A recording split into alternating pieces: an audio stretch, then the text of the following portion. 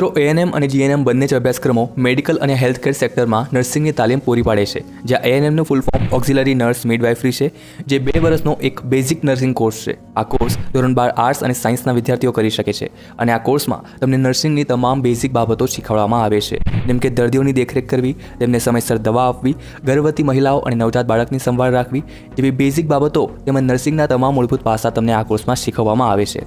જ્યારે વાત કરીએ જીએનએમ કોર્સ વિશે, તો જીએનએમનું full form general nurse midwifery છે. આ કોર્સની ડ્યુરેશન 3.5 વર્ષની હોય છે, કારણ કે જીએનએમ કોર્સ નર્સિંગના વધુ કૌશલ્ય ધરાવતો એક હાઈ લેવલ નર્સિંગ કોર્સ છે.